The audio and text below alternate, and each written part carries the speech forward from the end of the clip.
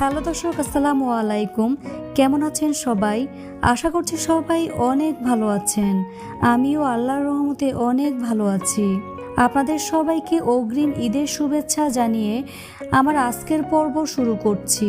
আজকে আমি আপনাদের সাথে অসম্ভব মজার একটি ডেজার্ট রেসিপি শেয়ার করছি, আর তা হচ্ছে শির খুরমা। এটা অনেক বেশি রিচ এবং ক্রিমি হয়, খেতে কিন্তু অসম্ভব মজার হয়ে থাকে। ঈদ কিংবা বছরের যে কোনো সময় তৈরি করে খাওয়া যায়। এটা তৈরি করা খুবই সহজ, খেতে তার থেকে বেশি সুস্বাদু হয়। তো চলুন দেখে নিচ্ছি কিভাবে শির খুরমা তৈরি করতে হয়। শির খুরমা তৈরি করার জন্য এখানে কিছু ড্রাই ফ্রুটস নিয়েছি।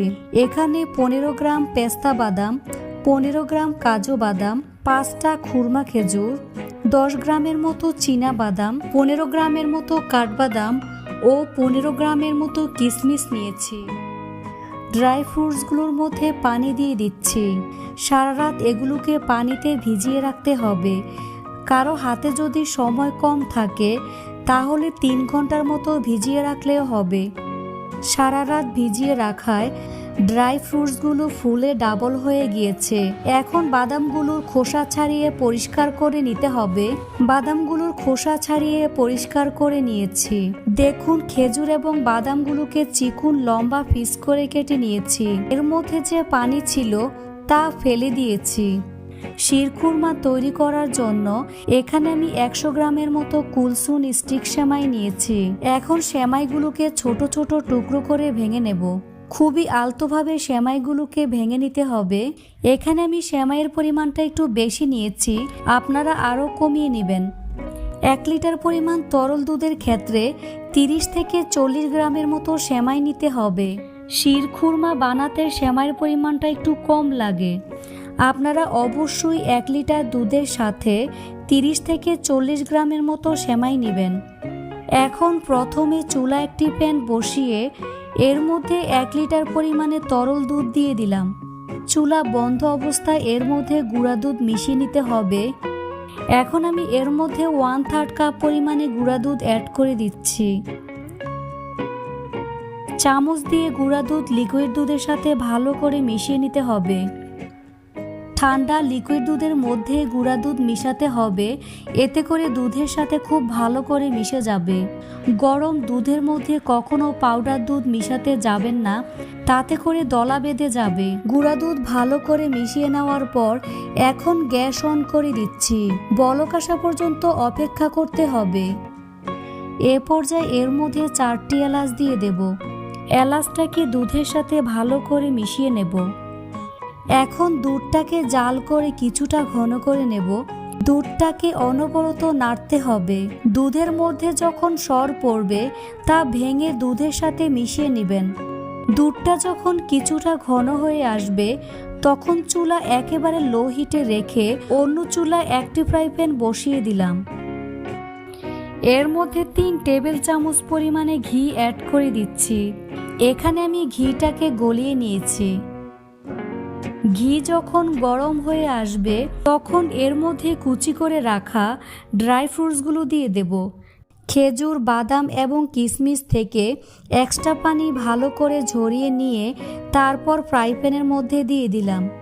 এখন চুলার আঁচ একেবারে কমিয়ে বাদাম, খেজুর এবং কিশমিশগুলোকে হালকা ভেজে নিতে হবে। তবে খুব বেশি ভাজা যাবে না, 70% ভাজলেই হবে। বাদাম, খেজুর যখন হালকা বাদামি কালার হয়ে আসবে তখন এগুলোকে একটি পাত্রে তুলে নিচ্ছি। একই ফ্রাই প্যানে 1 টেবিল চামচ পরিমাণ ঘি দিয়ে দিচ্ছি। এখন আমি এর মধ্যে ভেঙে রাখা সেমাইগুলো দিয়ে দেব। এখন চুলার আঁচ একেবারে কমিয়ে সেমাইগুলোকে হালকা ব্রাউন কালার করে ভেজে নিতে হবে।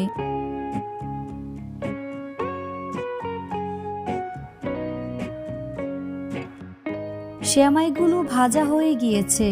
এরই মাঝে অন্য একটি চুলায় লো আঁচে দুধ জাল করতে দিয়েছিলাম, তা কিছুটা ঘন হয়ে এসেছে। এই জাল করে ঘন করা তরল দুধ ভাজা সেমাইয়ের মধ্যে দিয়ে দেব।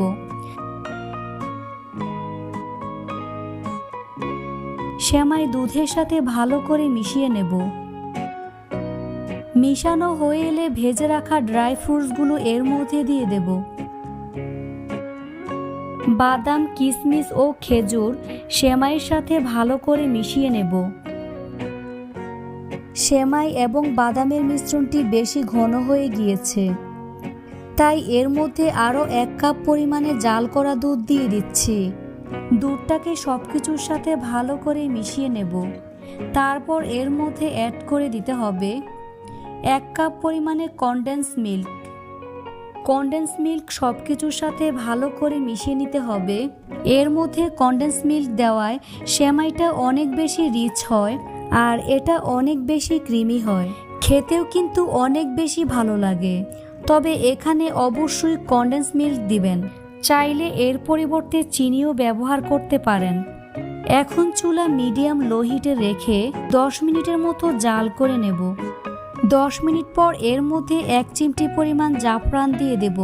হাতের কাছে যদি জাফরান না থাকে সেক্ষেত্রে কেওড়া জল দিয়ে দিবেন।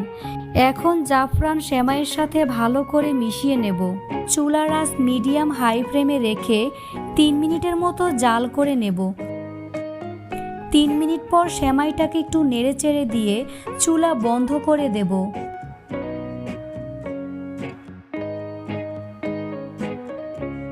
তৈরি হয়ে গেল অসম্ভব মজাদার শির খুরমা। এখন আমি একটি পাত্রে নিয়ে নিচ্ছি। সেমাইটাকে এখন ঠান্ডা করে নিতে হবে। সেমাই ঠান্ডা হয়ে নর্মাল তাপমাত্রায় আসার পর ফ্রিজে রেখে দিতে হবে কমপক্ষে 1.5 ঘন্টার মতো। তারপর ফ্রিজ থেকে নামিয়ে পরিবেশন করব। এর উপরে কিছুটা পেস্তা বাদাম কুচি দিয়ে দেব। তো আশা করছি রেসিপিটি আপনাদের কাছে একটু হলেও ভালো লেগেছে। রেসিপিটি ভালো লাগলে অবশ্যই চ্যানেলটি সাবস্ক্রাইব করে পাশে থাকা বেল আইকনটি ক্লিক করে রাখবেন। আজ এখানেই বিদায় নিচ্ছি। সবাই অনেক ভালো থাকবেন। আল্লাহ হাফেজ।